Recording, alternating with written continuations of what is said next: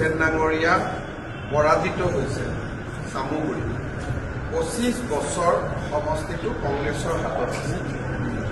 চামুগুৰিৰ দৰে সমষ্টিত ২৭,০০০ ভোটত ধৰাটো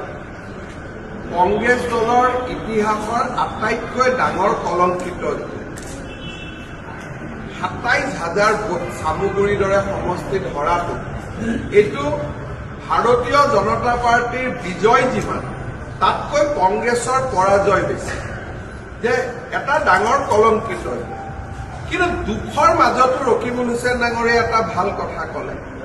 যে গৰুৰ মাংস খোৱাটো বেয়া কথা সেইটোৱেতো ক'লে যে কংগ্ৰেছে বিজেপিয়ে গৰুৰ মাংস খোৱা ইলেকশ্যন জিকিব সেইটো বেয়া কথা তাৰমানে মই প্ৰশ্ন কৰিম ইমান দিন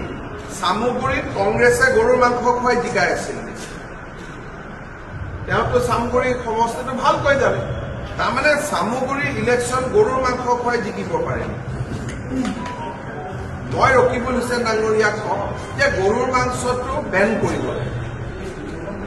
তেওঁৱে যিহেতু ক'লে যে এইটো বেয়া বস্তু গতিকে মোক মাত্ৰ এখন লিখি দিয়ক ৰকিবুল হুছেইন ডাঙৰীয়াই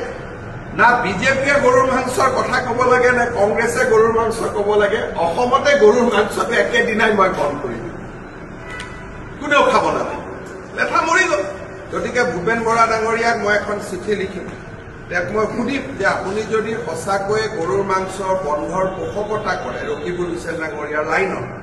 মোক খালি জনাই দিয়ক মই অহা বিধানসভাত টোটেল গৰুৰ মাংস বন্ধ কৰি দিম